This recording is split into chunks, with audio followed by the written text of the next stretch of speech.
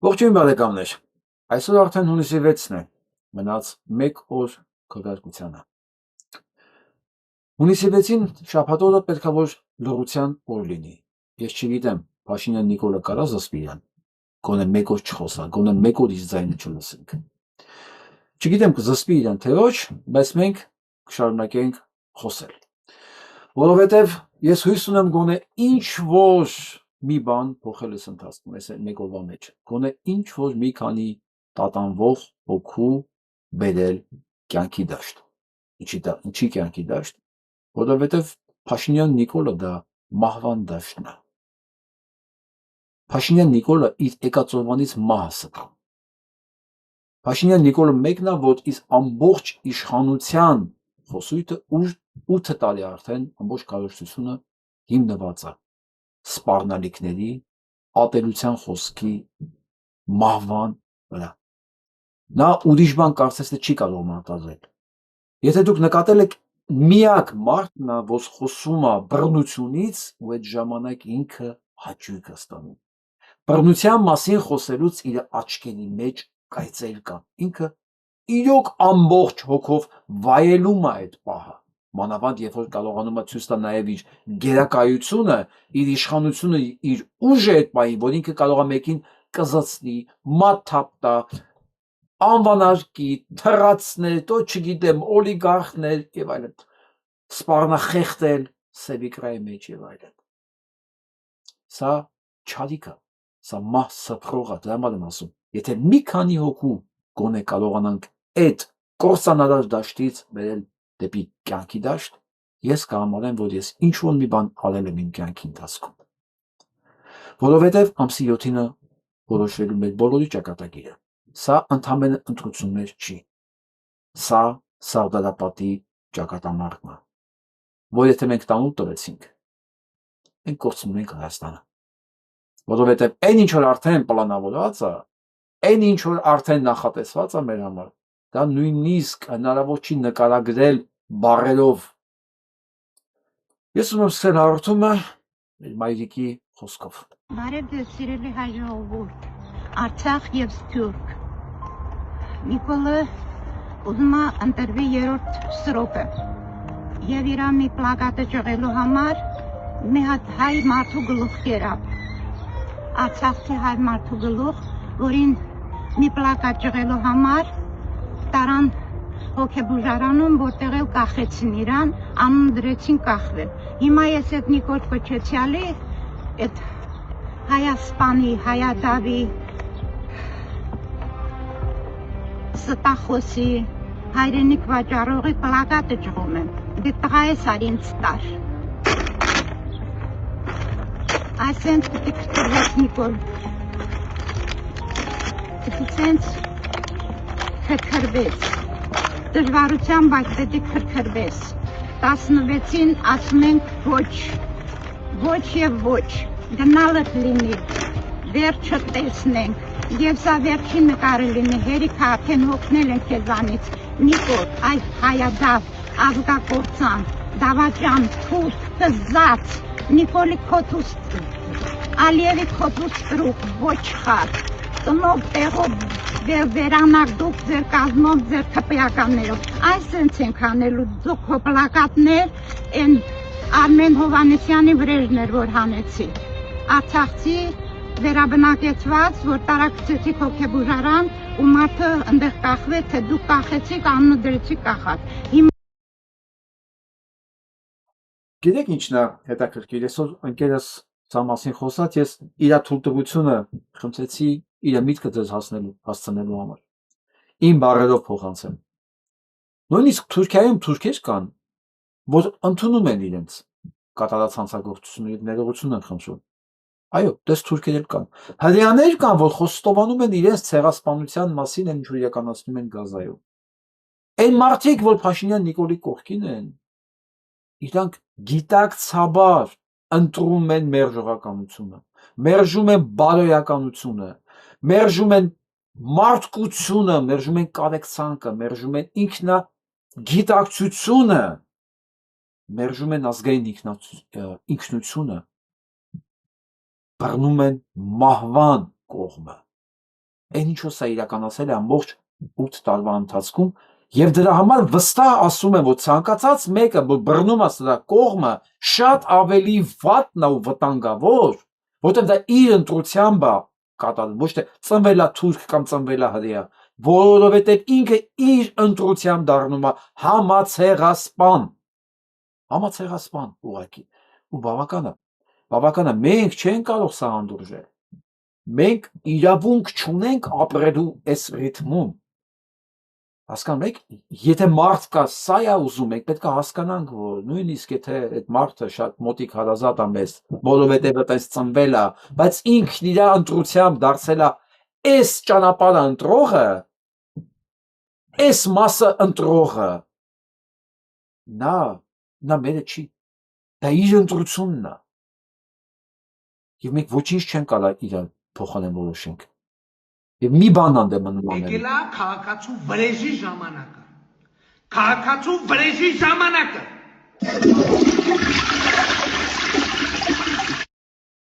Ուրիշ բան չկա, բավական է։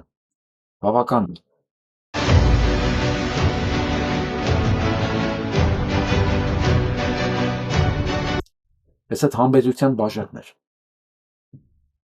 բավական է, այսպես լիցվել է,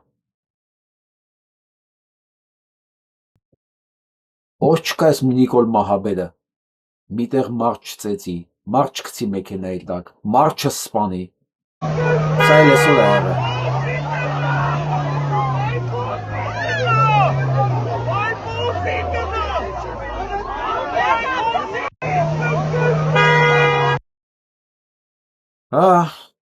Նիկոլի աջակիցն է,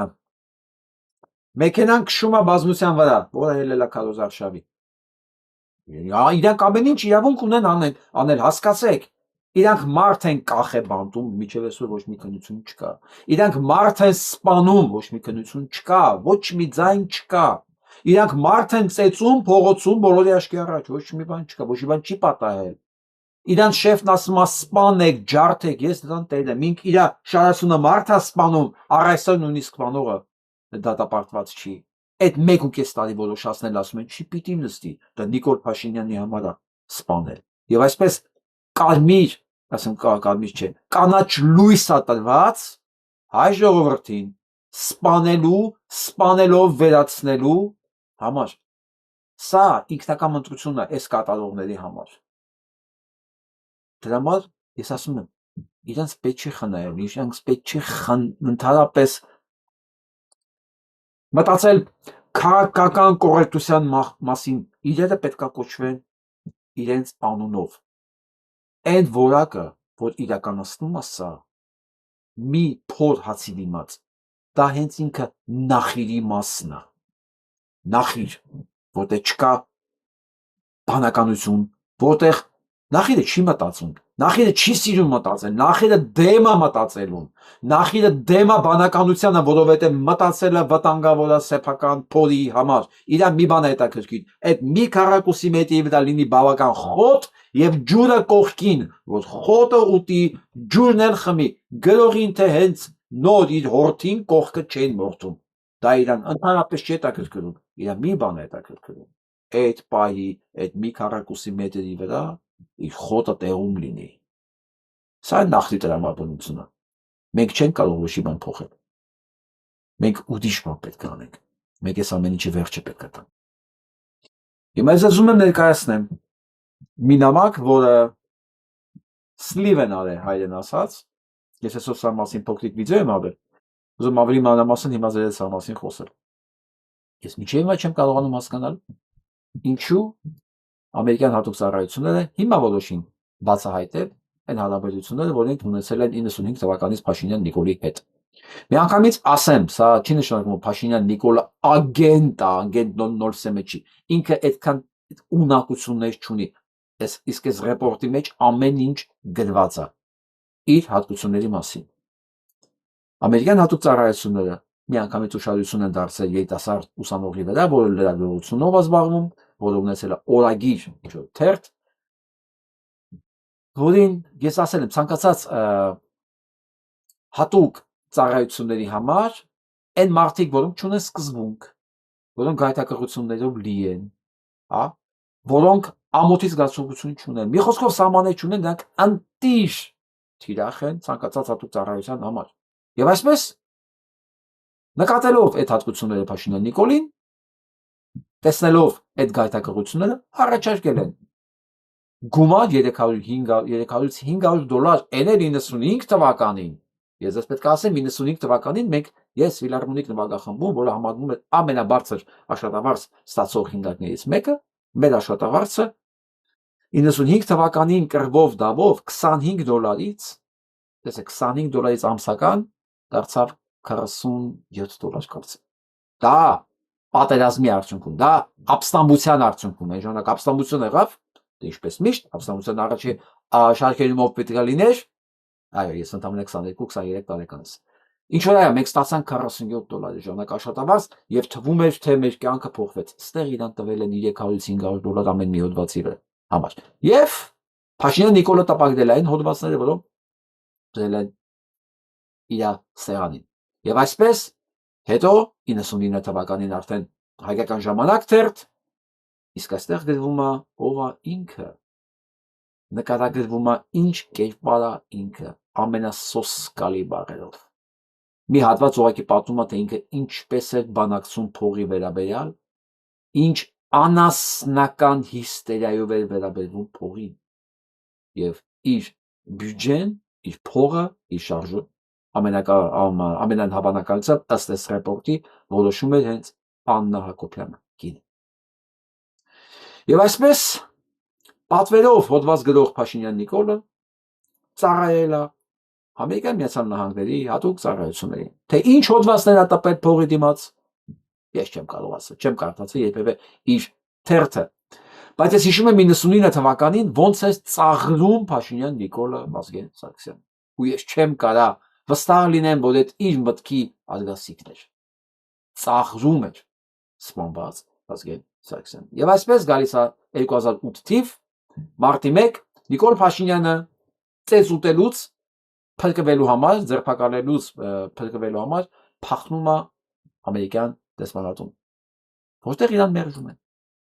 Պատճառաբանելով, որ իրենց ասետ կոչվում է բան, գույք, բառացի որ թարգմանենք, գույք,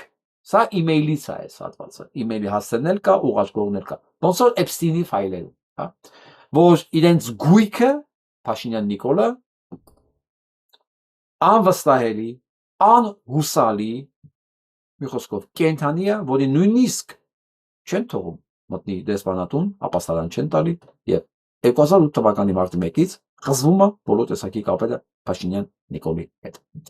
Մենք որ ասում ենք սրանց համար է աշխատել, ինքը չի նշանակում, որ ինքը ինֆորմացիայի հայթայթել ինչ որ տարել տվել է։ Այդ տխմարին այդ հնարավորությունները իհարկե չի ունեցել, բայց դրանց պատվերով հոդվածները տպել իրենց դերթերում։ Զուգահեռ գիտենք նաև, թե ինչ գումարներ է վերցրել Լֆիկից, Ծառուկյան Գագոյից, Միշիկից, սրանք իրենք են խոստովանել։ Ընդ որում, այս նամակի մեջ կա նաև ոնց է Փաշինյան Նիկոլը հարբած ինչ-որ բառում պատմում մեկին իր վառված նիվայի մասին։ Ես հիշեցնեմ, որ Ծառուկյան Գագոյից փող էր վերցնում, բայց մի օր որոշում է դրի Դոդերի երկիր Հայաստանից հոդված։ Գալիս են հաջորդ օրը մտնում են Նիկոլ Փաշինյանի գրասենյակ, իրան ջարդում են թե չէ, բայց գրասենյակը ջարդում են իր Ծառուկյան Գագոյին տված նիվենել, նվեր տված նիվեր, պատկերացնում եք, նվեր է տվել Ծառուկյան Գագոն Նիկոլի, նիվա։ Համեն Ծառուկյան Գագոյի վրա հոդված է գրում։ Մի խոսքով, դա էլ վառում է, դա էլ է պատմել։ Մի խոսքով 2008 թվականի մարտի 1-ից իրան ուղղակի ուղարկել են գլխիցոցը որպես ոչ հուսալի, մանյակ, մանյակալնի փողասեր, սա սեր հոդվածի մեջի բառերը։ Նիկոլ Փաշինյանին։ Միանգամից հարցեր առաջանում, բայց ժամանակ KGB-ն ինչ էր անում։ Ինքը ինֆորմացիա չէր փոխանցում ամերիկացիներին, որ KGB-ն իրան բան աներ։ Նրանք բերում էին տեքստ ուղարկում էին իրան, փողը տալիս էին, այն տպում էր։ Ինչպես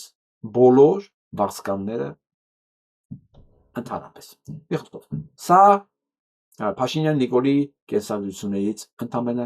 մի հատված։ Եվ ասենք առաջ, այլ խայտարակության մասին խոսքն։ Ուրեմն Մագնիսկու գործով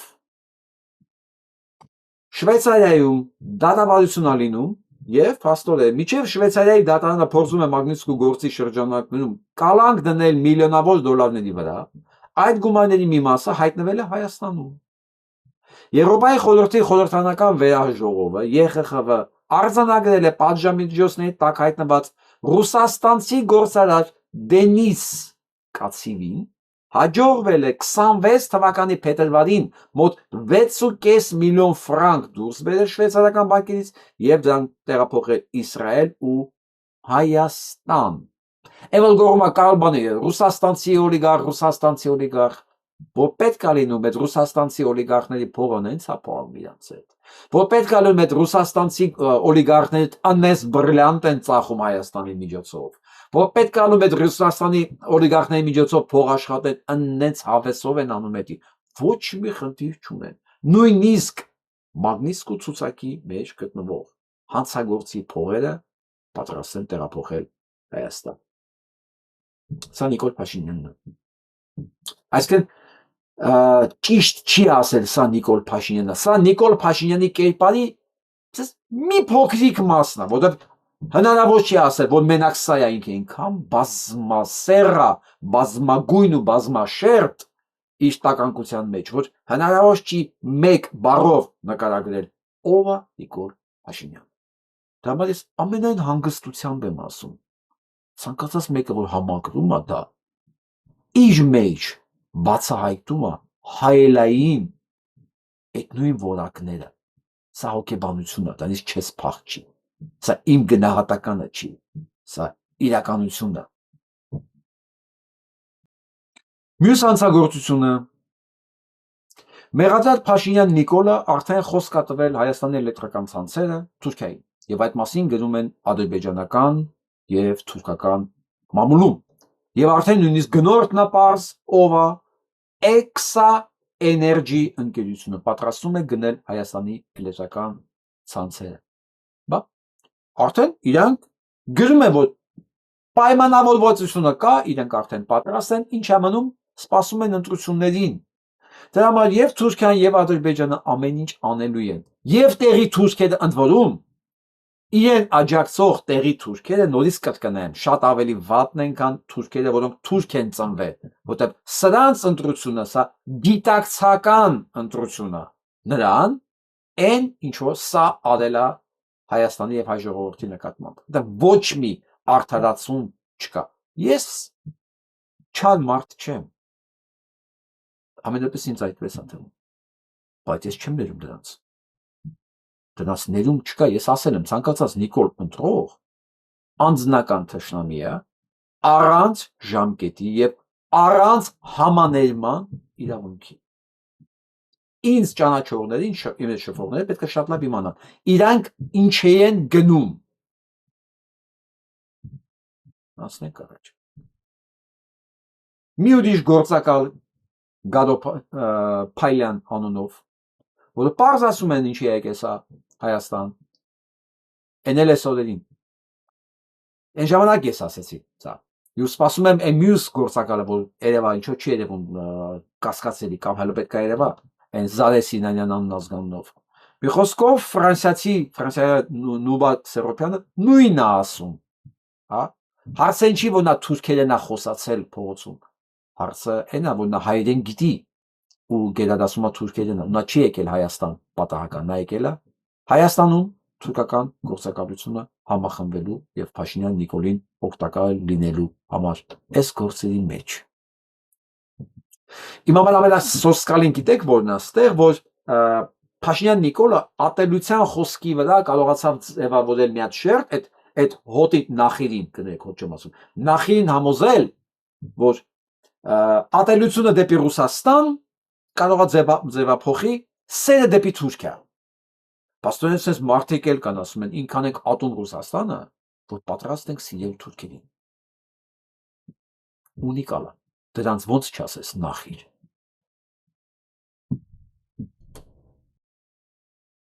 Այսօր համարյա թե կիսահեղափոխական իրավիճակ է երեք ավելի ճիշտ արդեն ուրբաթ օրը Հայաստանում եթե հիշում եք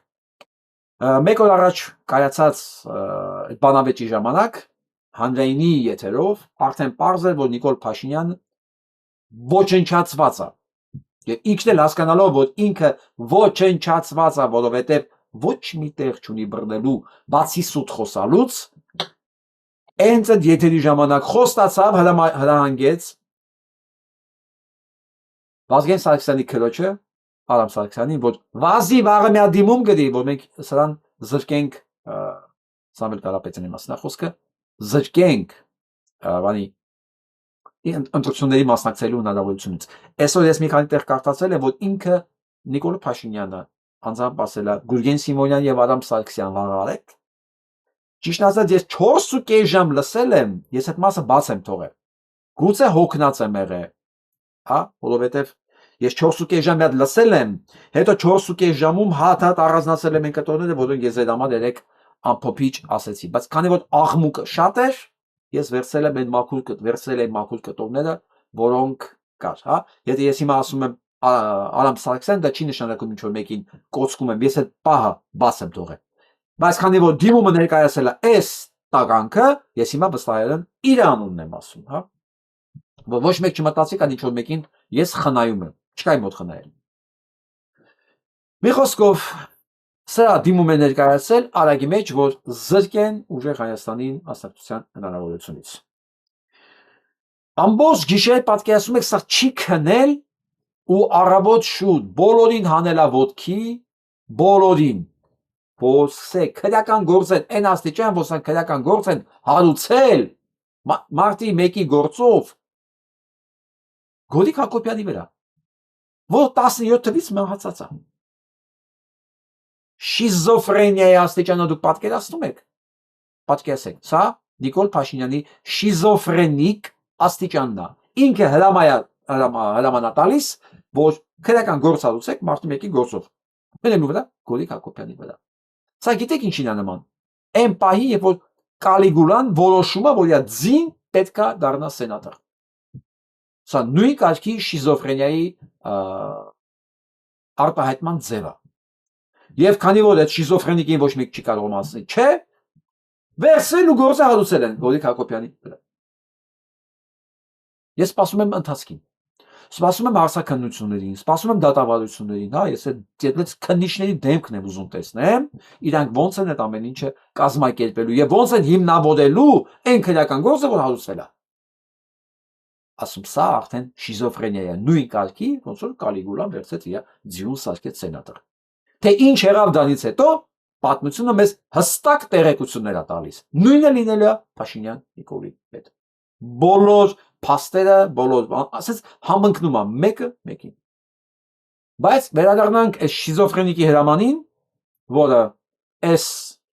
կենթանուն հրաման տվեց, դիմում գրեք մենք զրկենք մասնակցության հնարավորությունից։ Ու ես ուզում եմ հեշեք երեկվա սա տեքստերը, եթե մեկը նայել է, հա, թե ինչքան էլ ինքը ատում Ռուսաստանը, թե ոնց է ուզում գնա Եվրոպա, ոնց է երազում դրա մասին, ու դրա միակ ճանապարհը Նիկոլ Փաշինյանին ծառայելն է, որպեսզի գնա Եվրոպա։ Տեսեք ով է սա իրական։ Ռազմական համագործակցության կարևորին վարչապետ Արամ Սարգսյանը Սյունիքում խոսում է հայ-ռուսական ռազմական համագործակցության կարևորությունից։ Ինքը լսել անգամ չի ուզում կոմպլեմենտար քաղաքականության մասին։ Մենք պետք է լինենք ԱՊՀ կոլեկտիվ անվտանգության խորհրդի հետ։ Մեր հայ-թուրքական սահմանը 50% ռուսական բանակն է կանգնած։ Վերջի վերջո կարող է հասնի մի հատ լեսպա, ասեն դե վերցնում ենք մեր բանակը դուրս գա, կարեք պահել։ Ուզում եմ իմանամ, էլի դուք ինձ ասեք, հայ-թուրքական սահմանի այդ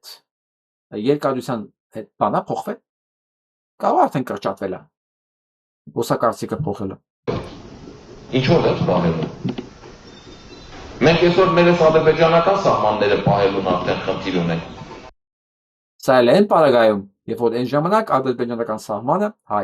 հայ-ադրբեջանական սահմանը 280 կիլոմետր էր։ Այսօր 1000 կիլոմետր։ Ու 3 անգամ իրանք բանակ են կրճատել։ Այս ռուսներին չսիրող տղեկը։ Ինչ որը լարված մի քանի ժամից հետո բոլորը անհանգստացած էին, թե ինչ է լինելու որոշման հետ, կենտրոնական ընտրական հանձնաժողովը մերժեց դիմումը։ Ես չեմ կարող պարզաբանել, պատճառաբանել, թե ինչու, որովհետև Գուցե շատ է ճնշումը, գուցե հասկացան, որ դա հնարավոր չի։ Ես չեմ ուզում մեկնաբանել, բայց մի օր անպայման մենք շարժառիթները կիմանանք, որովհետև ամեն մի որոշման տակ հաստատ մի բան թաշտղացա։ Ուղղակի ես այս պահին չեմ տիրապետում։ Ասենք, ուղղակի այն ինչ որ եղավ։ Մերժվեց եւ ուժեղ Հայաստանը կմասնակցի ընտրություններին։ Բայց չի նշանակում, որ շիզոֆրենիկը հանգստացել է։ Գորիկ Հակոբյանին ձերբակալելուց բացի հենց նույն առավոտը ձերբակալության հրամաններ էր տրված նաև այլ մարդկանց։ Օրինակ Արմեն Աշոտյան, Գագիկ Խաչատրյան, նրա որդի Արտյոմ Խաչատրյան եւ եւս 4 անձ։ Տեսեք, գիշերով որոշում ա կայացնում, ինձ ջարդին փշրեցին, ես շատ վատ վիճակում էի, երբ իրան ասել են, որ գիտես ինչ, Նարեկ Կարապետյանի այն մեմը, որ ասենց տարածվում է, որտեղ ինք ասում է, ասե միակ ադրբեջանամետ ուժ կա, էդի դու ես, էդի դու ես, էդի դու ես։ Այսօր դառել է երևի դες միլիոնավոր դիտումների թեմա։ Հասկանալով, որ ինքը չկա, հրամանատալի գնացեք ձերբակալեք ամեն ինչ, մարտի 1-ի գործով, բան Գորիկ Հակոբյանն եւ ականջին ասում են մեղելա, ոչինչ դու ձերբակալեք։ Մի խոսքով, հիմա չեն կարողացել Գորիկ Հակոբյանին ձերբակալեն, բայց ձերբակալել են Արմեն Աշոտյանին։ Ինչ կապ ունի Արմեն Աշոտյանը ստեղ։ Հա։ Գագիկ Խաչատրյանը վաղուց պետք է ձերբակալված լիներ, նրա որդին Արտյոմ Խաչատրյան եւ եւս 4 հոգու։ Ընդ որում ասեմ, չի նշանակում, որ շաբաթ օրը ոչ մի բան չի լինելու։ Մենք ապրում ենք մի երկրում, որի ղեկին դեռևս մի շիզոֆրենիկա, որ մեռած մարդուն, ասենք 8 տարի առաջ, 8 չի արդեն, 9 տարի առաջ մահացած մարդու վրա քրական գործառույթ տալի։ Ասենք մենք ոչ մի երաշխիք չունենք, որ շաբաթ օրը հիմա դուք նայում եք, չենք լսի, որ Նիկոլ Փաշինյանը էլի ձերբակալման հրամաններ է տալիս։ Նա հրամաններ է տալի եւ արդեն կայացնում է որոշումներ։ Ով պետք է նստի, ով պետք է ձերբակալվի։ Ժողովուրդ մնացել է 1 օր։ Այս աննորմալությանը պետք է վերջ տրվի։ Ես հասկանում եմ Նիկոլ ընտրողների համար կարևոր չի ինչա կատարել։ Դրանց այս մի քառակուսի մետրի վրա դրված խոտն է դա։ Ուրիշ ոչինչ։ Բայց մեզ ով հետաքրքիր է, մենք ինչ երկիր ենք ունենալու։ Սա պետք է կանգնեցվի ամեն գնով։ Ես ասում ամեն գնով, դա հենց ամեն գնովն է։ Հիմա դրանք գան դրա հուշկու հանրահավաքին, Այն ինչ որ ինքը պետք է անպայման ապահովել Սամվել Կարապետյանի միտինգից հետո, ամեն ինչ։ Պարզ է, նույն մեխանիզմն է, նույն գծագրությունն է, նույն մեթոդներն են։ Իսկական կենտրոնի պոլիկլինիկա, որ սպասարկվեմ, ճնշումս բարձր է, բայց քանի որ մարդ չկար, չսպասարկվեցի։ Ոչ մեկը չկա, ասեցին, որ բոլորին հավաքել արել են հանրահավաք Երևան։ Ոչ բժիշկ կա, ոչ բուժքույր կա, ոչ մեկ չկա։ Նաև այստեղ բողոքում են, որ բուժաշխատողներին հատիկ տնօրենը ընտրել ՔԽ-ին, ով չընտրվեց աշխատանքից ազատվելու է։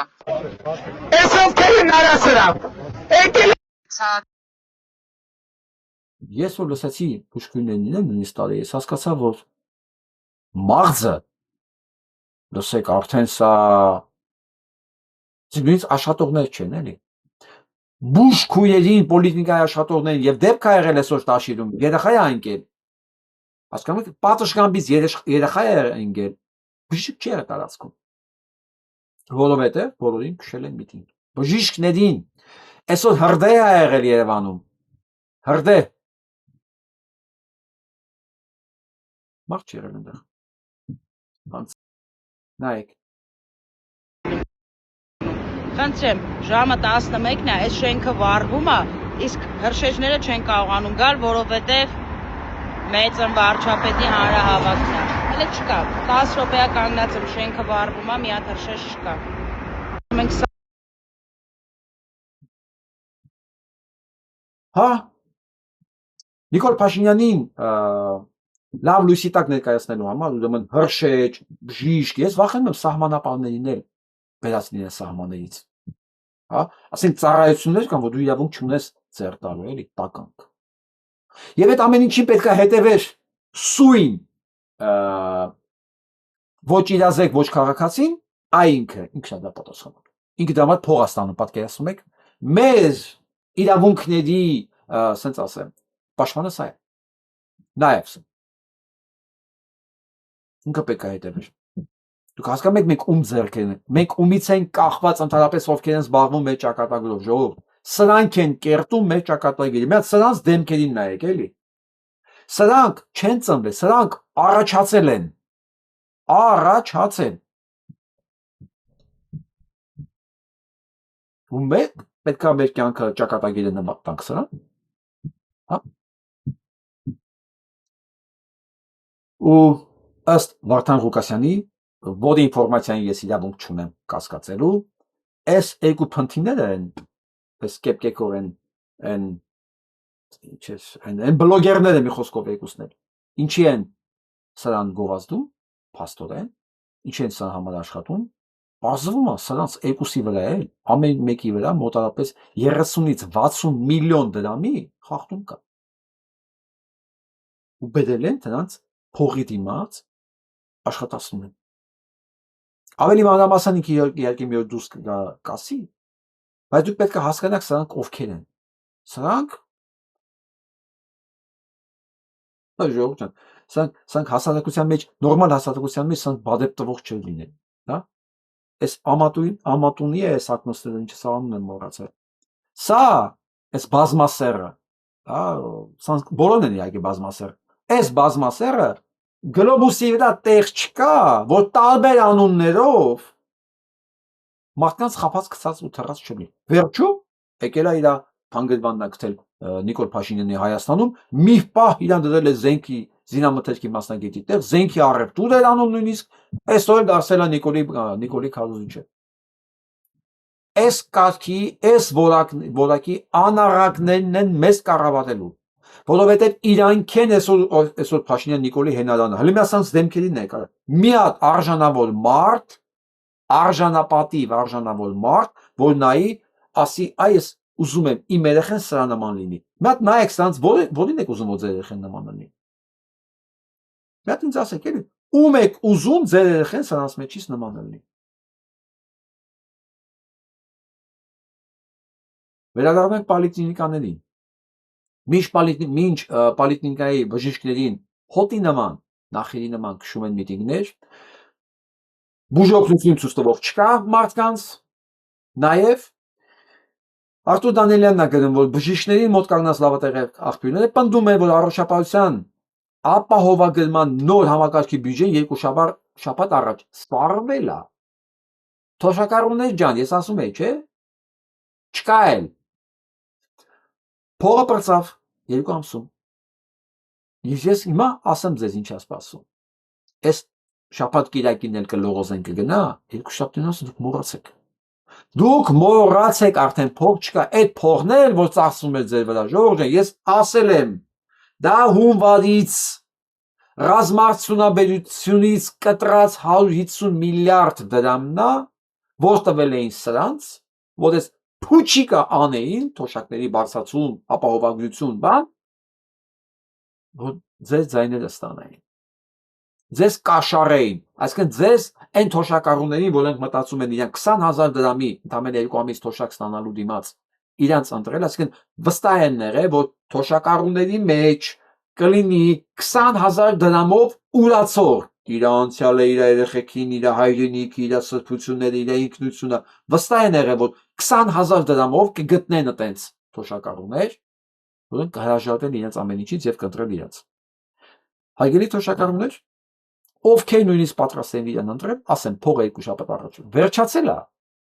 2 շաբթի օրվանից ընդհանրապես չի լինի։ Դուք պետք է մոռանալ ոչ միայն բարձրացված թոշակի մասին,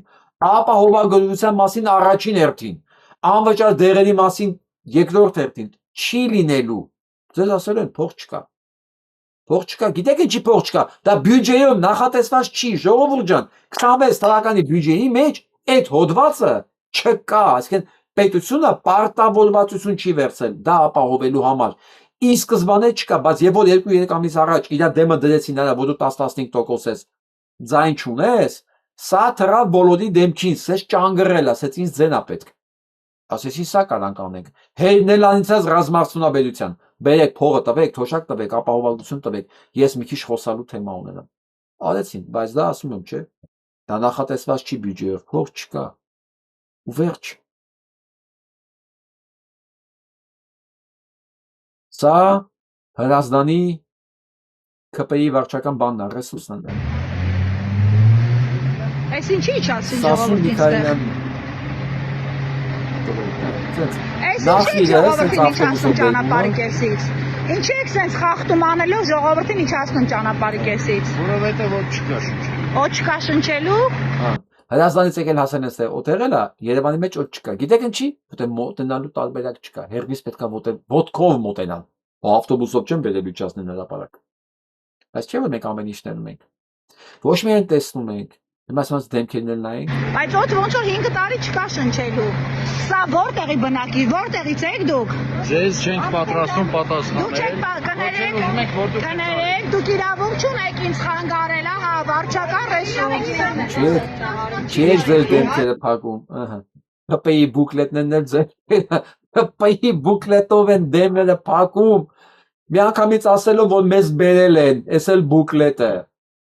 Սովորաբար բուկլետները ստանում են տեղում։ Ահա, սրանց այն գլխից բաժանել են ու բերել են։ Իրանք էլ դանով դեմքներն են փակում։ Հարգելի տիկնայք, չլինի գետինն եք մտնում, որ ձեզ բերել են հավաքի։ Չլինի դուք այդքան էլ լավ չեք զգում, որ դուք ներկա եք լինելու Փաշինյան ճիվաղի հանրահավաքին։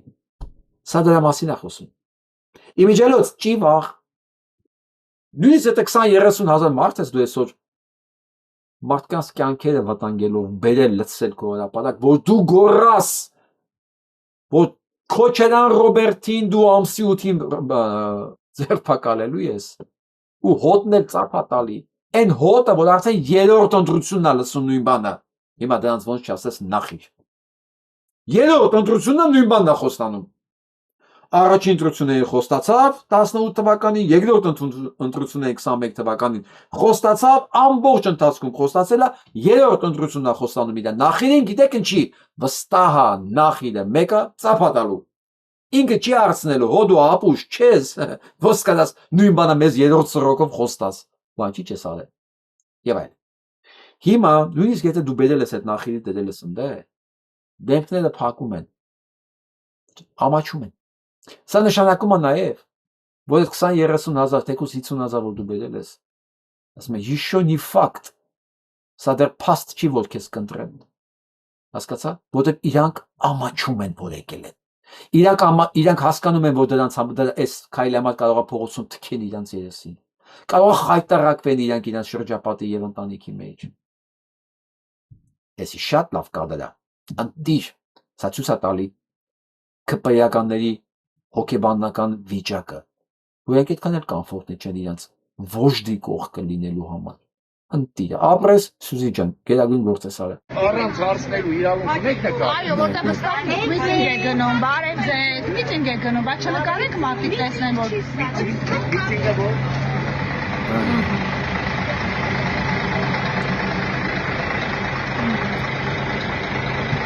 ավտոբուսները չաս։ Այս ինչի դատարկվեցին ճանապարհի կեսից։ Դա ոտով է։ Ուր են գնում։ Հրապարակ, որտեղի չէ՞ ապել։ Հրազդան։ Կյանքի կետորա, պարզ ասեց, հրապարակ, հրազանից ենք բերել, գլխականակ։ Ես ասում էի, չէ, սա գիշերները չի քնելու, ամեն քաղաքապետի, ամեն վարչական շրջանի, ամեն թաղապետի, ամեն գյուղապետի վրա։ Ոնց, գիտեք ինչի, որտեղ բոլորի կյանքն է կախված անից։ Որովհետև Նիկոլը ոնց ընկավ, այս մարդ իշխանությունը, մարդ էլ չէ, կապիկ իշխանությունը։ Հովա տեսեք երկրում իշխանությունը կախված անի կապիկից։ Մեր մոտ հնարավոր է։ Ուրեմն սա կապիկ իշխանությունը, կապիկին հանում ես, այն ամբողջ sense թևերը, օպ, ընկնում է։ Այս էս վիճակը։ Դից ասել այդ չլեմ ես, դուք էլ չեք լինելու, իրան գիտեն որ տենց է։ Եվ բերում են։ Բայց դե հիմա վարորդին ասել են, բեր ինքը պարզ ասում է, բերել է միտինգ, եկել են Հրազդանից։ Բարի ռուսական իմաստով Սասուն, սա քեզ չի փրկելու։ Սասուն Միքայելյանի ժողովուրդն են։ Հա, էական չի արդեն։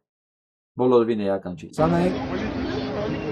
Երիտասարդականի մետրոյի մոտ են, կահիշում են սպիտները բաժանում։ Միտինգ եք գնում։ Դուք եք պոլիկլինիկայի աշխատող կամ դպրոցի։ Դե ամեն դեպքում դպրոցներին, մանկապարտեզներին, քաղաքապետարներին հրահանգվել է։ Բայց չեք Ասեն։ Կոմֆորտի չի։ Իհարկե ինքը խոսափում է, ինքը հասկանում է, որ լավ բան չի անում, իրան նկատում են։ Ենթագիտակցությունը դիմադրում է, չի ուզում երևա, որովհետև երբ որ դու գալիս ես միտինգի եւ եկել ես աջակցելու, դու ուղիղ մոտենում ես կամերային, մի բան էլ նայում ես աչքին, սկսում ես հարցերի պատասխանել։ Իսկ ընկերոջ հոգեվիճակը Ես ավտոբուսով եկել, որ ձեր կանքով եք եկել։ Այսինքն ով է տրամադրել ավտոբուսը։ տհաճությունն Դուք վարորդն եք։ է։ Այո, սա դրա մասին է խոսքը, հուսանք աջակիցներ չեն, սրանք գլխաքանակ են, նախերի մեջ այդքան բան։ Փաշինյան Նիկոլ, տեսել ես, միտեղ նախիրով հնարավոր լինի ընտրություններ հաղթել։ Այ այն մի օր առաջ, երկու օր առաջ Սամվել Կարապետյանի հանրահավաքին, որ եկել էին, եթե ամսի 8-ին ինքը հրավիրել հրապարակ, դրա 90%-80% եկող է։ Որտեղ իրանք ոտով են եկել։ Քո նախիրը ինքը նույնիսկ հիմա չի ուզում, հիմա ստիպված է եկել, որովհետև մտածում է ավելավա հայրենիքս կորցնեմ, քան աշխատանքս։ Հա, այ քո նախիրը դա է։ Ինքը վաղն էլ ասելու ավելավա գրողից օսը գնա Նիկոլը, քան ես աշխատանքս կորցնեմ։ Դու տեսել ես մի բռնակալ նախիրի վրա հենվելով կարողանա երկիր կառավարի կամ ընտրություններում հաղթի։ Չէ։ Չի լինում այդպես։ Քո հենարանը ճահիճ է, ոտը դնում ես մեջը, մինչև վիզդ խրվում ես մեջը, հիմք չկա տակը։ Իսկ հիմա լսեք այս շեդևրը, բերա։ Բարև ձեզ։ Ներողություն, դուք եւս եկել եք աջակցելու քարոզ աշխարհը։ Հա, եկել եմ։ Վստահ չի։ Վստահ չի։ Սա Երևանը չի, բայց դե ուրիշ Ձեր խոսքն ասենք, ինչ է։ Վարչապետը ասում է, ես համաձայն եմ իրար։ Բայց իր բանն չէ, իր կադրը։ Ճակտեմ ինչ հույսեր եք կապում։ Հույս ունեմ, որ ամեն ինչ լավ լինելու։ Ում հետ եք եկել գոլեգաների հետ, մեզ ասացին։ Ինչքան ժամը դուրս եմ եկել։ Որտեղից այսինքն։ Աշխատանքի վայրից։ Չէ, ճակտեմ որտեղ։ Հիմա խնդրում եմ Նիկոլի բարերը լսեք, բացի սանից։ Դե լսեք, ինչ աշխատում։ Հետաքրքիր է։ Օրինակ այսօր կան քոլեջի, դպրոցի, մանկապարտեզի Կողքինն է հարցնում, ասում աշխատում եմ որտես։ Ես երկուսն էլ լսում եմ, էլի դե ամ դեպքում երաժիշտ եմ, չէ։ Անդեղել ես այդ կողքինն է հարցում, ես որտեղ եմ աշխատում։ Դուք հաստատության դուք որտեղից եք։ Ես մասնավորս ուրեմն արտադրություն եմ աշխատում։ Դա ո՞րն է։ Ոնց ասեմ, հացի արտադրություն է, ծխախտի արտադրություն է։ Այո։ Շիզոֆրենիկ բաները, շեղումները։ Իսկ սա շատ տիպիկ է Նիկոլի աջակիցների համար։ Մի հատ լսեք, որ հասկանաք ես ինչ եմ այդ բառը առանց խղճի խայթի օգտագործում։ Լսենք մի հատ։ Ես իրանք էլ են Փաշինյանին եմ ուզում է իրանք թող ուրիշ նույնիսկ մտնի ձերտում ձեր թորներին մորթի կուզեք Փաշինյանը հա այդ եթե թուրքն կա մեզի սաղի մորտա ես իրանք էլ են Փաշինյանին եմ ուզում է իրանք թող ուրիշ նույնիսկ մտնի ձերտում ձեր թորներին մորթի կուզեք Փաշինյանը հա Շատ բնորոշ է Փաշինյան Նիկոլ ընտրողի համար։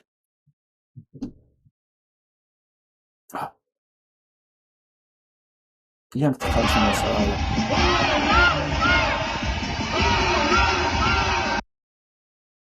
Սա Արցախից է։ Սա Արցախի վերջին միտինգից է այս հատվածը։ Այս երեխուն հայրենիքից են զրկել, թքած ունեն նրանք։ Թուրքը մտնի, բոլորին են մորթի, իրան թորներին են մորթ, ինքը մեկը Փաշինյան Նիկոլ ընտրում։ Սա դիագնոզն է Փաշինյանի ընտրազանգվածի համար։ Իսկ այն մնացածի դիագնոզը են, որ մտնում են բաներ են գնում, որի նկարը նայում մեջ չկա, ու գրաստել մենակ թույն ու թարախ ու հայոյան կա։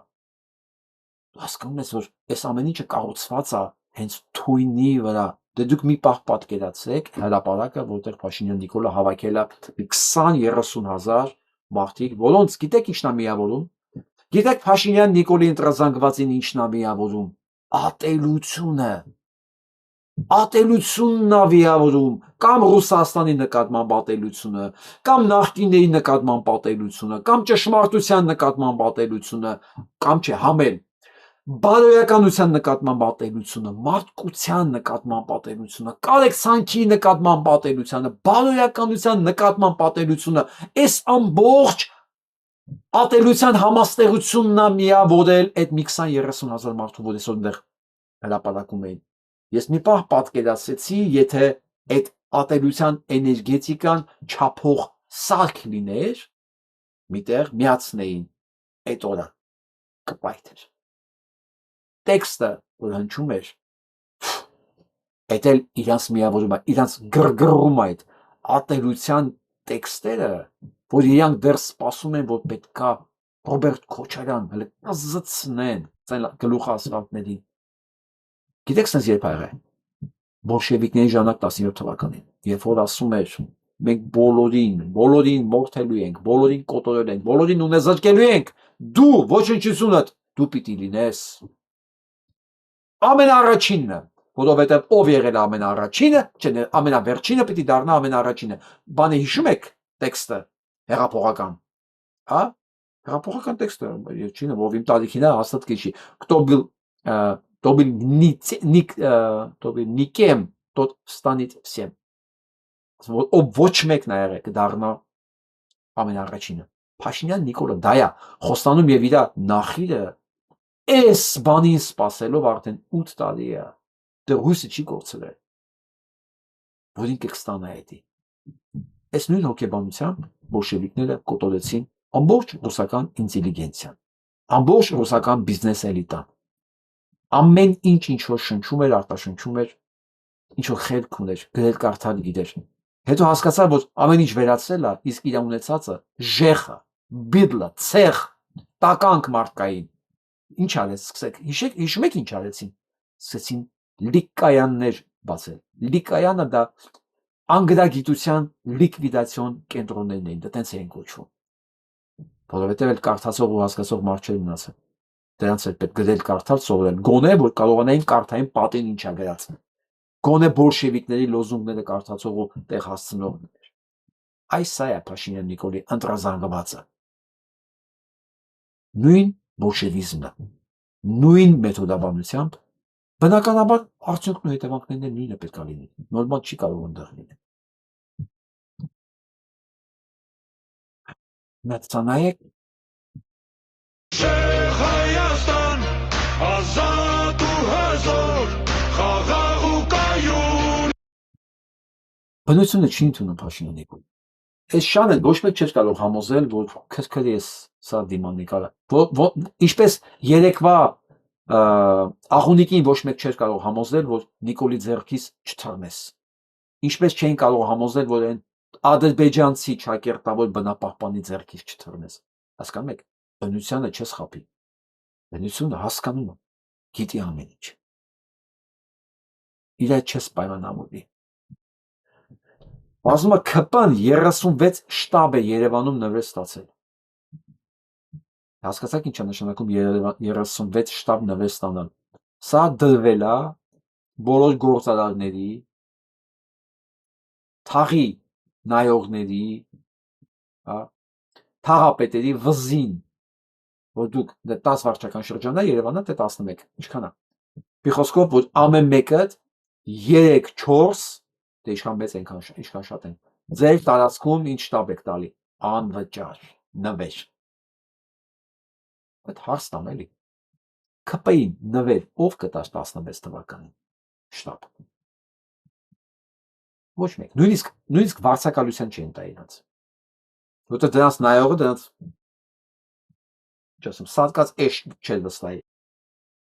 Նայե։ Ուրեմն Նիկոլ, քո քաշը հենց էդ է։ Դու արժես այնքան, ինչքան արժեիր 16 թվականին։ Այ դա կլինի, կվերադառնաս այս կետին այն ժամանակ, երբ դու կկորցնես քո իշխանությունը։ Իսկ վաղ թե ուշ բոլորն են կորցնում իշխանությունը։ Ուղղակի ինչքան ուշ են կորցնում, այնքան ավելի ցավոտ է լինում, որովհետև այդ ընթացքում հասցրած են լինում անել այնքան հանցագործություններ, որ երբ նույնիսկ չեն պատկերացնում, որ կարելի է ապրել առանց իշխանության։ Իսկ Նիկոլի ամենամեծ վախը էս հիստերիան, այս մեռած մարդուն կալանավորելու, քրեական գործ հարուցելու, հենց այս իդեան գալիս հենց այդ վախից։ Իր վախերը հիմքեր ունեն, սա պատահական չի։ Ուզում եմ լսենք այս պապիկի։ Ռոբերտ Աբաջանի իսկական պապն է։ Ես այսօր եկել եմ ձեզ միաժամանակ ողջունելու իմ հերոս թորան Ռոբերտ Արիգի Աբաջանի խոսքը տալու ձեզ։ Փաշինյանը, երբ որ հեղափոխություն էր իրականացնում, այդ օրերին բեմ բարձրացավ մի պապիկ տարեց եւ ասաց, որ ինքն է Աբաջանի պապիկը։ Ձեզ ծանոթ էր այդ մարդը։ Երբ որ ելույթ էր ունենում ինքը հրապարակում, կոմպյուտերով նայում էինք, բայց ես չկողմնորոշվեցի, չճանաչեցի, ոչ թե չճանաչեցի, չէր երևում, լավ բարձ չէր։ Հետո որ արդեն ցույց տվեցին նկարը ավելի բարձ, ու դեմքով ծանոթ մարդ էր, գիտեմ, մեր թաղում ապրում։ Այսինքն ձեր թաղից ինչ որ մեկը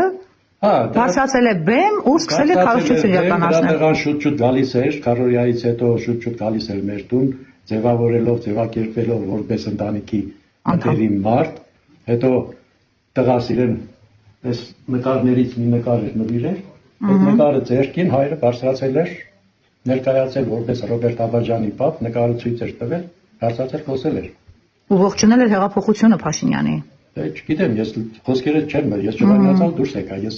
մեր բակում գործ էի անում, անայդ կինս կանչեց, ասեց, տես դու ես խոսում հրապարակում։ Եթե մեկը սա նորմալ է ընդունում, այս պղծությունը,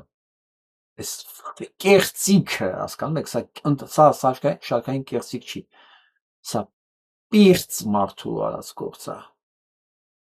Ի սկզբանե են սրանք ամեն ինչ կեղծել ու պղծել։ Դա համար ես առանց վարանելու դրանց ասում եմ այդ նախիր բառով, որոնք ոչ մի սրբություն չունեն, գիտակցություն, արժանապատվություն, պատասխանատվության զգացողություն, ոչ մի բան։ Տիպիկ նախրի անդամ։ Նույնիսկ ոչ թե նախրապետ, իրաց նախրապետը Փաշինյան Նիկոլն է։ Ինքը միայն նախիրին կարող ղեկավարել, ինքը չի կարող առողջ կոլեկտիվ ղեկավարել։ Այն իր շուրջ ինչ որ կա, դա էլ է նախիր։ Եթե մեկի համար սա ընդունելի է, դե ինչով ինքը նախիրի անդամ չի։ Այսօր մեկը ներվել է, որ իրեն նախիր ենք ասում, ընկեր, էդի դու պիտի մտածես, դու ոնց ես դարել եւ ինչու ես դարել նախիրի անդամի չես, նեղանում որ դու նախիրի անդամ ես։ Ես ինչով եմ դառնում մեղավոր, որ դու նախիրային տրամաբանության մեջ ես ապրում։ Դանում իմ նման մարդկանց մեղքը ինչու՞մն է։ Կարդանք սա կենսագրությունը, սա ինչա բերել մեր գլխին։ 20 թվականի նոյեմբերի 7-ին նվիրեց Շուշին, որ փրկեմ Ստեփանակերտը։ 20 թվականի նոյեմբերի 9-ը սորագրեցի եւ նվիրեցի Արցախը, որ փրկեմ 30,000 զինվոր։ Չնայած 30 չէ, սկզբից 25 էր, հետո 30 էր, հետո դարձավ 35։ Սև լիճը նվիրեցի, որովհետեւ չարժի կրվել լճի 30%-ի համար չարժի, ինքնավորոշում էլ ինչի համար արժի։ Սոտկը տվեցի, որ փրկեմ Վարդենիսն ու Սևանը։ Գորիս կապան ճանապարհը տվեցի, որ Միջանցք չլինի։ Միջանցքը տվեցի, որ փրկեմ Սյունիքը, Սյունիքը տվեցի, որ փրկեմ Արարատը, Արարատը տվեցի, ու Տիգրանաշանը տվեցի, որ փրկեմ Երևանը, Երևանն էլ տվեցի, որտեղ սիրում ու հպարտանում եմ քեզանով իմ նախիր, որովհետև դու որպես նախիր կարաս արածես որտեղ ուզում ես, ինչ տարբերություն դու պետություն ունես, թե չէ։ Արոտավայրը նույնը էլի, իր վրա գրած չի ես ում արոտավայրն է։ Նախիրջը։ Բա Սարնային։ Εμորացման Նիկոլի թիվ։ Նիկոլի թիվն է, էսի Հիսուսը որ ուզում էին տենային, ինքը եկել է Հիսուսն է։ Հաստատ Հիսուսն է։ Հրաշներ երեսին Հիսուսն է։ Հաստատ։ Ո՞ը հրաշարական չի տա։ Առանց հաց կմնամ, առանց լույս կմնամ, առանց գազ կմնամ։ Ես Նիկոլ եմ ու Նիկոլ էլ կմնամ։ Ես ոչ, Հայաստանի ոչ մի տան։ Ասում չի ես Նիկոլ եմ, երևում է։ Ինքը չի անցնելու, ինքը մենակ հանձնում է Արցախը, այդ որոշ գյուղերի համար է, գելին Նիկոլ ջան, Բեկաստանի Փաշա ջան։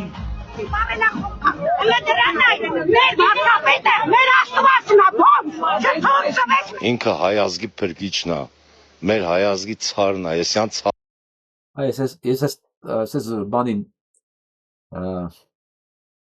Խալոպին անդրադարձել եմ, հիշում եմ։ Արեմ ասեմ, ոչ թե Նիկոլ Փաշինյան վարչապետ, Նիկոլ Փաշինյան ցար։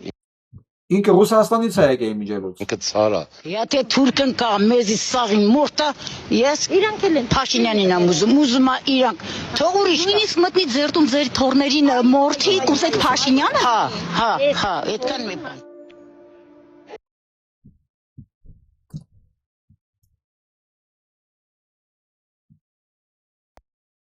Նիկոլին մերժելու 7-րդ պատճառի մասին ես գրեթե ոչինչ չեմ ասի, նա կասի դա իմ փոխարեն։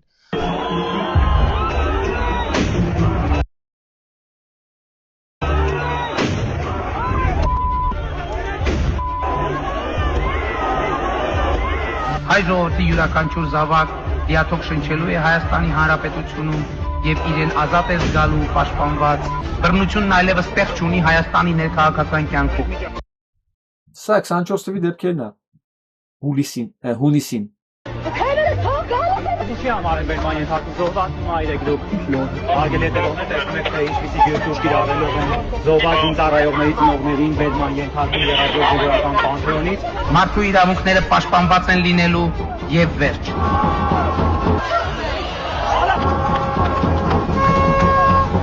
Բռնաճնշումներ ազատ խոսքի, բռնաճնշումներ որդեկորույս մայրերի նկատմամբ։ Բռնաճնշումներ որդեկորույս մայրերի նկատմամբ եռաբլուրում, խոսքի ազատության տոտալ սահմանափակում։ Ոստիկան Պետրոս, շնորհակալ եմ հարցի համար, Ռուսաստան Երեկվա բանավեճի ժամանակ իդեալական հարց տրվեց Նիկոլին, բայց ես սա բաց էի թողել, ուզում եմ դուք սա լսեք մի հատ էլի։ Ուզում եմ հասկանալ, դուք ինչի համար եք ծնվել, որ մեր այս ազգի որևէ մարդու որևէ դեպքում գտասրտություն առանց վիրավորան Ես մնացածը չեմ ուզում։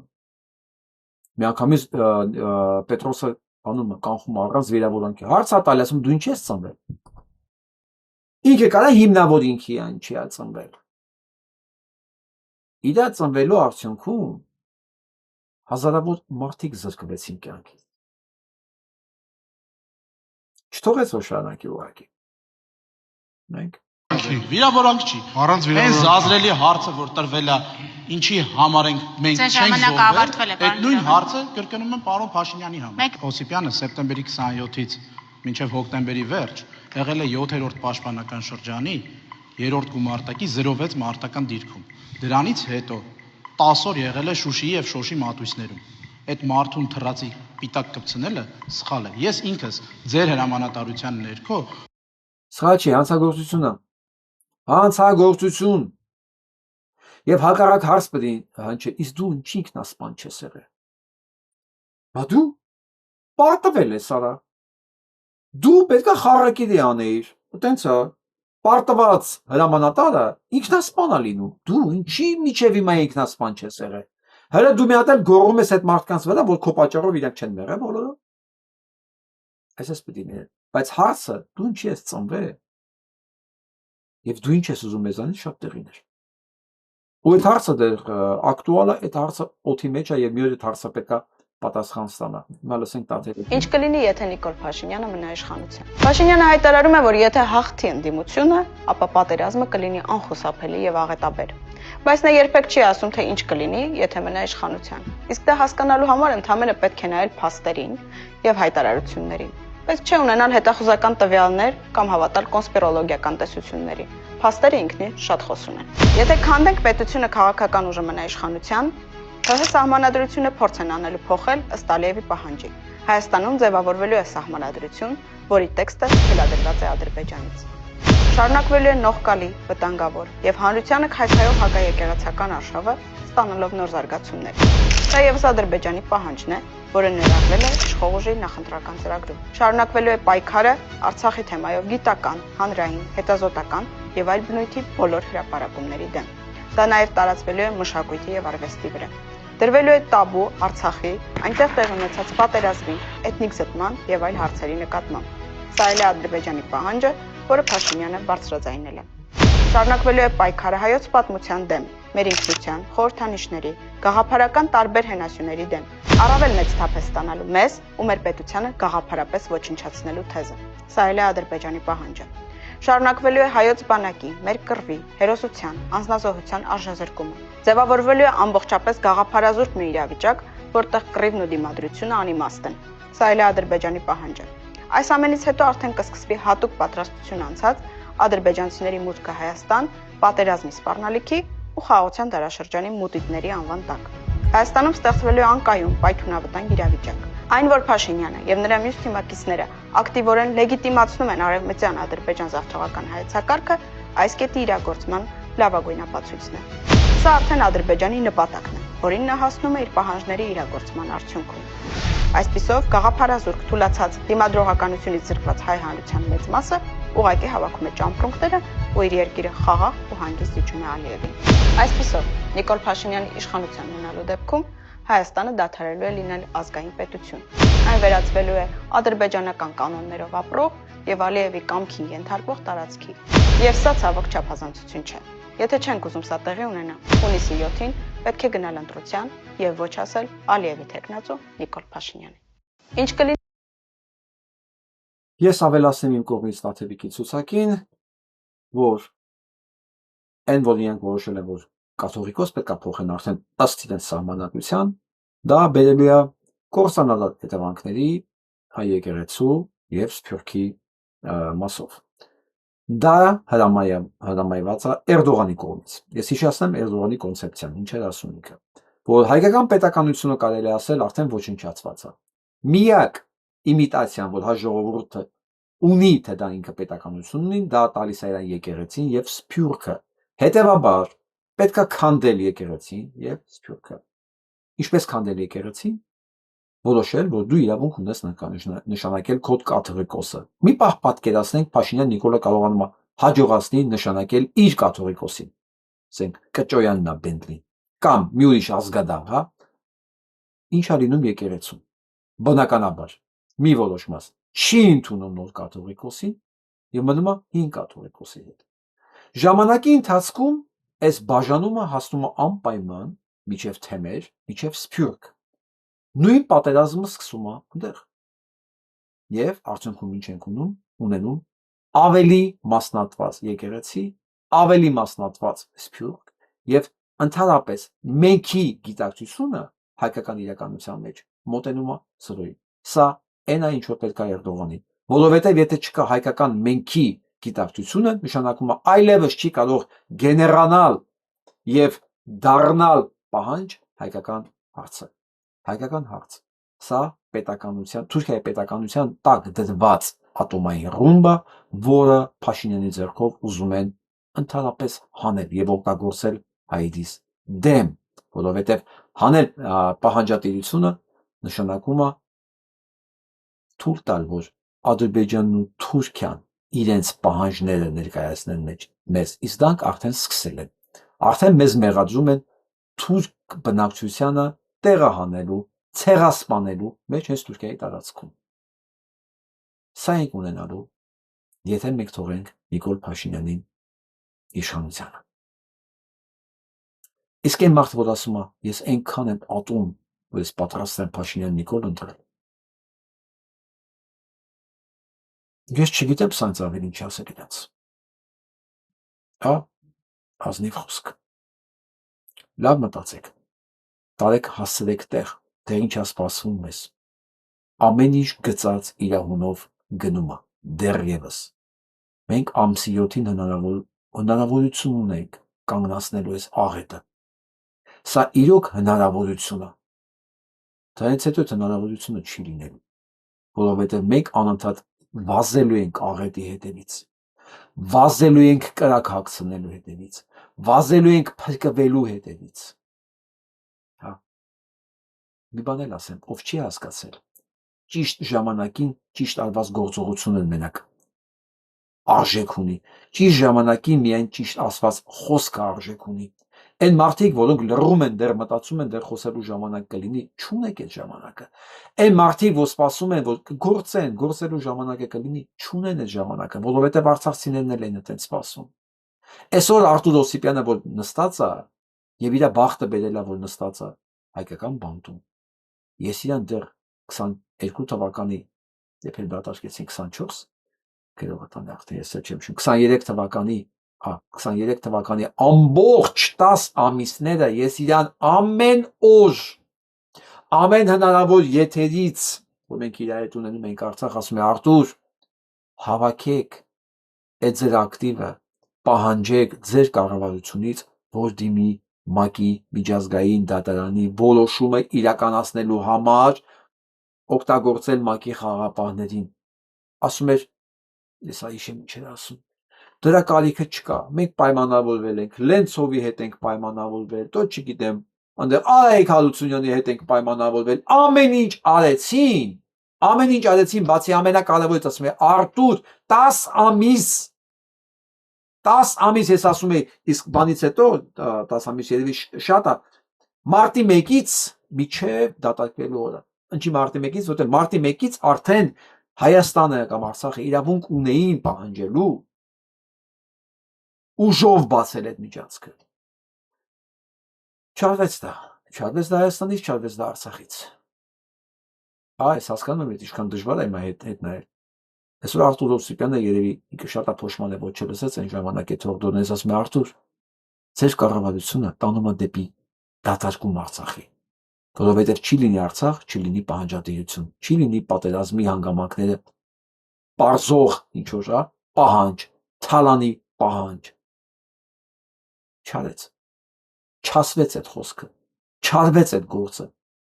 Եվ այսօր Արտուր Օսիպյանը նստած է բանտում։ Հասկանում եք, հայկական բանտում։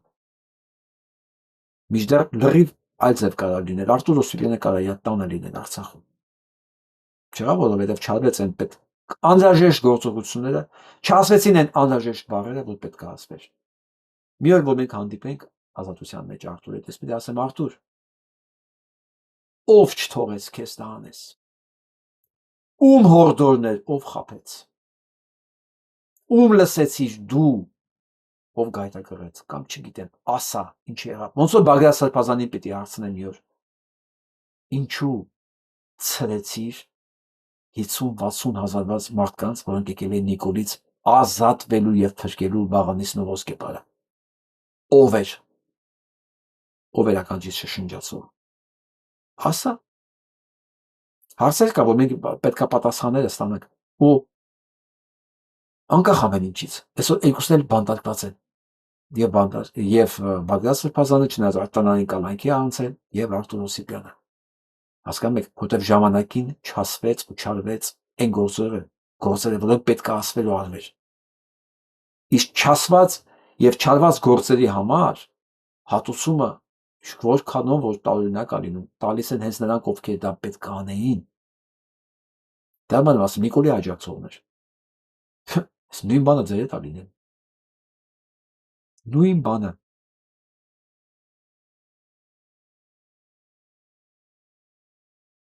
Դե հիմա պատրաստ եղեք նաև սրան։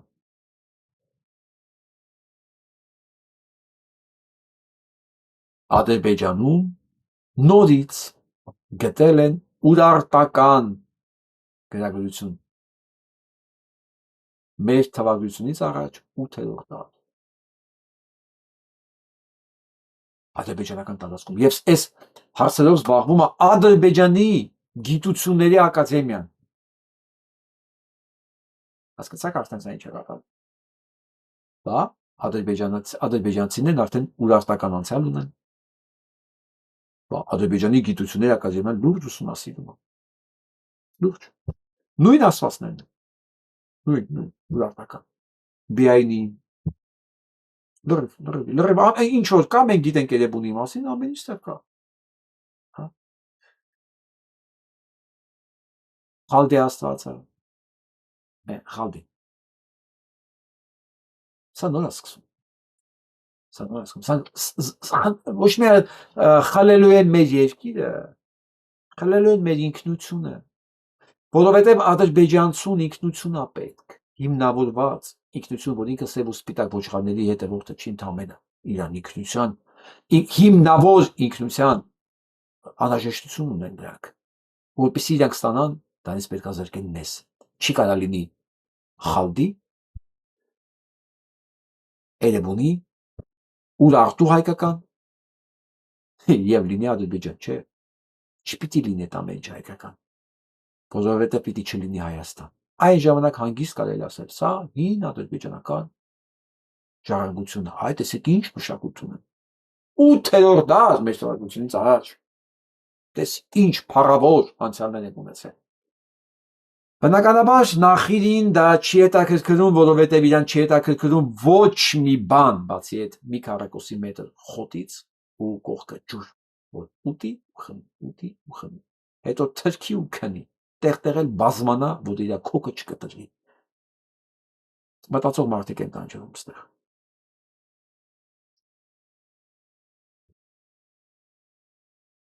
Այսօր արդեն երկրորդ միջազգային լրատվական եմ հանդիպում,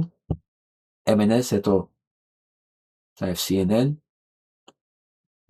որը գրում է, որ Իրանը հաստատել է եւ բոլորն են հաստատել, որ Իրանի նկատմամբ հարձակման ժամանակ Ադրբեջանի տարածքում գտնվել են ու կան մինչև հիմա իսրայելական ուժեր։ Դրա մասին զգուշացրեց Իրանը, ասեց տեղերն էլ գիտեմ, նույնիսկ գիտեմ, որ հյուրանոցներում են ապրում։ Հանի վռնդի կողմից։ Այսօր միանգամից երկու CNN-ն ու MNS-ը ասում են, որ այո, դա տենց է, իրենք էլ են հաստատում, Իրանն էլ վաղուց ասել, որ գինի դրա մասին։ Ինչ անենք,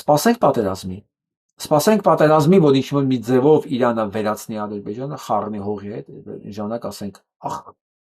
մեր վրեժը հանեցին։ Իսկ ինչ եթե դրան երկար սպասենք։ Իսկ ինչ միջև դա եթե լինելը, բարձր որ Հայաստան չկա։ Եվ արդեն էական չի։ Ադրբեջանը խառնվեց հողի նավթի հետ, մազութի հետ, թե չէ։ Ինչ կապ ունի, եթե էլ Հայաստան չի լինելու։ Ընտրությունը շատ չի մեր պարագայում, ժողովուրդ ջան, մնացել է մեկ օր։ Եվ այդ մեկ օրը կդառնա մեր համար ճակատագրական։ Ու դրանից հետո մենք ոչ մեկի հետ, ոչ մեկից նեղանալու իրավունքներ չունենք, բացարձակապես։ Ու այն որ Իրանը կարա դա անի, դա վստահ եք կանի։ Ինքը այսօր իր վերջի, ամենավերջի հրթիռն է ցուցադրել եւ ասել է. մենք վերացնելու ենք, ջնջելու ենք Իսրայելը։ Քարտիզի վրայից։ Իսկ վստահ եք, միջև Իսրայելը ինքը ջնջի անպայման Իսրայելը հարվածներ արձնելու նաեւ Ադրբեջանի տարածքից։ Որը նշանակում է նաեւ այս հրթիռները կտրնեն նաեւ Ադրբեջան։ Մենք պիտի պատրաստ լինենք։ Իսկ ինչ ենք անում մենք։ Կասկանում եք, մենք այնքան ենք իջել, մեզ սանդղակը այնքան ենք իջացրել, որ Հայաստանում տեխնացու կարա լինի վարչապետի, այն լուրջ հավակնություն ունենա Նիկոլ Փաշինյան տեսակը։ Նշանակում է մենք հասել ենք մարդաբանական իմաստով հատակին, որ մենք կարող ենք թույլ տալ, որ Նիկոլ Փաշինյան տեսակը լինի մեզ վարչապետ։ Սա ոչ միայն մշակութային կորուստ ու ցեղասպանության հավասար մի բան, այլ մարդաբանական իմաստով ամենացածր կարգավիճակն է։ Այն պարագային, որ մեր հարևան Իրանը աշխարհի գերտերությունների հետ կռիվ տալի լինելով 40 տարի մոտարապես շրջապատման մեջ։ Որ մենք ինչի մասին ենք խոսում։ Որտեղ են մեր խնդիրները։ Սա շատ վատ ցուցանիշ է։ Վերջում ես երկն եմ ուզում ձեզ ցույց տամ, լսենք իրար հետ։ Ու ես չեմ ուզում մի օր մենք այս երկը երկենք Հայաստանի մասին։ Որտեվ եթե sense գնաց, մեզ բան չի մնալու անել, քան երկել Հայաստանի մասին, այս Հայաստանի արդեն։ Որովհետև Կիլիկյան Հայաստանը ոչ մեկ չէր մտածում, որ օրը գալու է երկ լինի Կիլիկյան Հայաստանի մասին։ Այս ձևով։ Իսկ եթե չենք ուզում մի օր այս երկը երկենք այս Հայաստանի մասին, մենք պիտի թույլ չտանք ճիվաղի վերարտադրությունը։ Լսենք էսա։ Լսենք էս, որ է կապը երկում։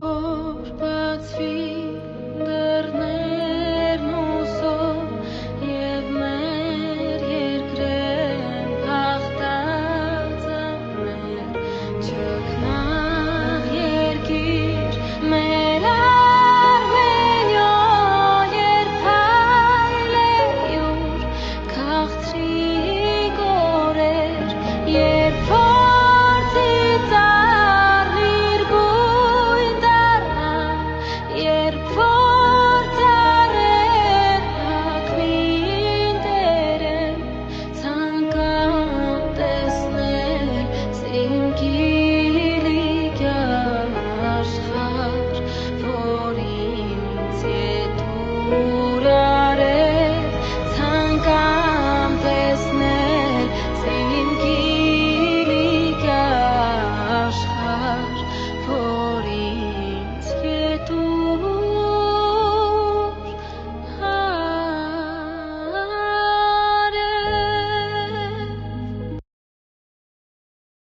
Ես չեմ ուզում, որ մի օր ասենք ցանկամ տեսնեմ իմ Հայաստանը, կամ ցանկամ տեսնեմ իմ Էջմիածինն ու Արարատը, Արարատյան դաշտը, Սևանս։ Միշտեր ամեն ինչ հենց նրան էլ գնում եմ, որ մենք ստիպված ենք լինելու մի օր երկել։ Եվ այդ ամեն ինչը կախված է մեզանից։ Ուրիշ ոչ մեկից ժողովուրդ ջան։ Վճռական գնում ենք ընտրությունների ու մերժում ենք ցեղասպանին։ Իսկ մենք կհանդիպենք ուղիղ եթերում հարց ու պատասխանի ֆորմատով այսօր Երևանի ժամանակով նույն ժամին 18:00։ Ես որոշեցի, որ ես կանեմ, հույս չենք ունենա, որովհետև Կիրակի օրը, ընտրության օրը չենք ունենա հարց ու պատասխան։ Հարց ու պատասխանի ժամանակ չի արդեն, գործելու ժամանակն է։ Իսկ այսօր ժամը 6-ին, ամսի 6-ին, ավելի հունիսի 6-ին ժամը 6-ին մենք կհանդիպենք ուղիղ եթերում։ Այդեպ հունիսի 6-ը նաև Արամ Խաչատրյանի ծննդյան օրն է, ասեցի ու հիշեցի։ Բամար Արամ Խաչատրյան ունենա ու Փաշինյան Նիկոլ վարչապետ։ Դրանք երկուսը մի տեղ չի տեղավորվում։ Մենք ընտրություն պիտի կատարենք։ Արամ Խաչատրյան,